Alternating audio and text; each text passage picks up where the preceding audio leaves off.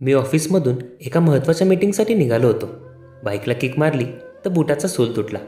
आता असं कसं मीटिंगला जायचं म्हणून चप्पल दुरुस्ती करणाऱ्या व्यक्तीचा शोध मी सुरू केला. अचानक माझी नजर रस्त्याच्या कडेला बसलेल्या एका म्हाताऱ्या बाईकडे गेली, जिचं वय साधारण 70 असेल. ती लोकांचे बूट आणि चप्पल दुरुस्त करत होती. सुरुवातीला मला काही चांगलं नाही वाटलं, पण मग एका महत्त्वाच्या मीटिंगचा विचार करून मी तिच्याकडे गेलो. बोलता बोलता मी विचारले, आई, तू असे काम का करतेस? ती म्हणाली, बेटा, सर्व कर्माचे फळ आहे. मी विचारले की नेमकं कर्माच्या फळाचा अर्थ काय आहे? तेव्हा ती म्हणाली, मला आणि माझ्या पतीला सुरुवातीपासूनच मुलगा हवा होता, म्हणूनच आम्ही 2 मुलींना गर्भातच मारले.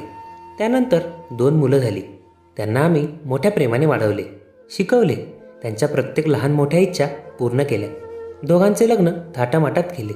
त्यानंतर दोघंही बदलले. माझ्या सांगण्यावरून पतीने घर आणि व्यवसाय दोघांच्या नावावर केले. सून आमचा छळ करू लागली. अनेक वेळा भांडणंही झाले. आम्हाला उपाशीपोटी झोपावे लागले. हे सर्व सहन न झाल्याने नवऱ्याचे निधन झाले आणि एक दिवस वाईट साईट बोलून त्यांनी मलाही घरातून हाकलून दिले. अनेक दिवस उपाशी राहिल्यानंतर मला एका सत्पुरुषाने हे काम शिकवलं, कारण मला भीक मागायची नव्हती. तेव्हापासून मी हे काम करत आहे आणि माझं पोट मी स्वतः भरत आहे. हे ऐकून मी स्तब्ध झालो होतो. तोपर्यंत माझे शूज ठीक झाले होते. मी 100 रुपये दिले. आजीने बाकी 60 रुपये देण्यासाठी माझ्याकडे हात पुढे केला. मी म्हणालो, राहू दे आजी, मुलगा म्हणून माझ्याकडून तुम्हाला आणि काहीतरी खाऊन घ्या.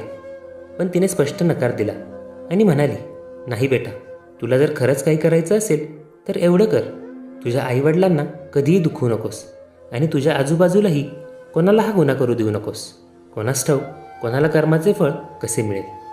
मंडळी, तुम्हाला आमचं काम आवडत असेल तर व्हिडिओला लाईक आणि चॅनलला सबस्क्राईब करा. ऐकत रहा मनाचे बोल.